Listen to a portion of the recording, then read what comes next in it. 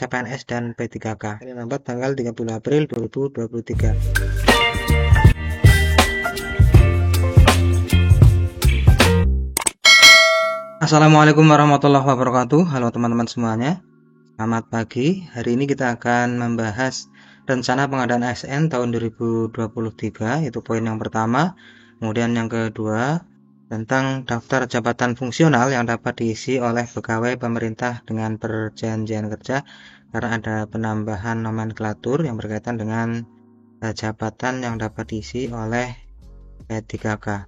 Sebelum lanjut, buat teman-teman yang belum subscribe YouTube channel ini, silahkan klik tombol subscribe-nya. Baik, kita akan bahas rencana pengadaan SN tahun 2023. Hal ini disampaikan oleh Asisten Deputi Perancangan Jabatan, Perencanaan dan Pengadaan SDM Aparatur tentang pokok-pokok substansi, yaitu kebutuhan ASN tahun 2023. Kemudian kebijakan pengadaan ASN tahun 2023, ketentuan pengusulan instansi pusat, ketentuan pengusulan instansi daerah, dan dokumen usulan. Yang pertama, untuk kebutuhan ASN tahun 2023, itu untuk kebutuhan pemerintah pusat ada sekitar 81.119 kebutuhan ASN yang terdiri dari 34.453 CPNS.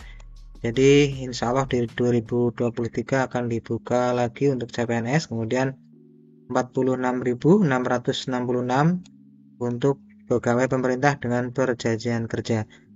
Karena sebelumnya CPNS itu tidak dibuka pada tahun 2022, untuk 2023 ini akan dibuka lagi meskipun alokasi untuk P3K lebih besar dan jumlahnya itu ada 1.024.492 dari CPNS dan P3K. Kemudian kebutuhan dari lulusan sekolah kedinasan ini ada disendirikan sekitar 6.259,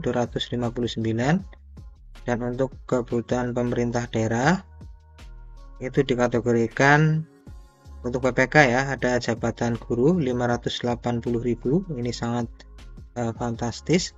Jabatan tenaga kesehatan 327.000, dan untuk tenaga teknis lainnya 35.629, sehingga kebutuhan Pemda untuk P3K tahun ini, kebutuhan guru ya yang akan dibuka itu masih dalam posisi yang paling atas jumlahnya ya, 580.000, sehingga ada kesempatan buat teman-teman yang sebelumnya belum bisa masuk atau belum bisa diangkat pada P3K tahun 2022, mudah-mudahan di 2023 ini karena jumlahnya sangat besar ada kesempatan. Kemudian kebijakan pengadaan ASN tahun 2023 ini memperhatikan ketersediaan anggaran dalam APBD dan APBN dengan prinsip zero growth kecuali untuk pemenuhan ASN bidang pelayanan dasar di bidang pendidikan dan kesehatan. Artinya prioritas di bidang pendidikan dan kesehatan, sehingga peluang untuk P3K Guru 2023 terbuka lebar. Ketentuan pengusulan instansi pusat ya berkaitan dengan formasi. Yang pertama, pengusulan CPNS hanya untuk bidang kejaksaan, kehakiman, intelijen, dan tenaga dosen. Ya. Kemudian untuk P3K berdasarkan pada peraturan menteri tentang nomenklatur masing-masing jabatan fungsional, mengacu pada Kemenpan RB tentang jenis jabatan yang dapat diisi P3K. Nanti akan kita bahas jabatan apa saja yang bisa diisi oleh P3K. Kemudian syarat kualifikasi pendidikan sesuai rekomendasi dari instansi pembina. Kebutuhan tenaga kesehatan merujuk pada data Renbud dari Kementerian Kesehatan, rencana kebutuhan maksudnya. Kemudian ketentuan pengusulan instansi daerah. Usulan kebutuhan berdasarkan peta jabatan yang telah ditetapkan oleh PPK dan memperhatikan jumlah ASN yang memasuki batas usia pensiun tahun 2023, kondisi geografis daerah, rasio jumlah penduduk dengan ASN, rasio alokasi anggaran belanja pegawai, serta kesediaan atau kemampuan anggaran. Pengusulan PPK diprioritaskan untuk memenuhi kebutuhan pegawai di bidang pelayanan dasar ya, jadi pendidikan ya, kemudian kesehatan pada satuan atau unit kerja di daerah terpencil, tertinggal, dan terluar. Ini yang diprioritaskan untuk 2023. Mengacu pada Kemenpan RB tentang jenis jabatan yang dapat diisi oleh P3K, sebagaimana tadi yang sampaikan sebelumnya, syarat kualifikasi pendidikan sesuai rekomendasi dari instansi pembina. Kemudian kebutuhan tenaga guru merujuk pada data Dapodik Kemendikbudristek. Jadi data untuk kebutuhan guru itu didasarkan pada data Dapodik. Kemudian kebutuhan tenaga kesehatan merujuk pada data rencana kebutuhan dari Kementerian Kesehatan. Berikutnya dokumen usulan. Yang pertama adalah dari jabatan. Itu ada tautan peta jabatan terbaru yang telah ditetapkan dan dapat diakses atau diunduh. Ada surat usulan kebutuhan ASN tahun anggaran 2023 yang telah ditandatangani oleh pejabat pembina kepegawaian, serta rincian usulan dari aplikasi informasi yang telah ditandatangani oleh pejabat pembina kepegawaian, surat kesanggupan pembayaran gaji, tunjangan dan pengembangan kompetensi pegawai yang telah ditandatangani oleh pejabat pembina kepegawaian.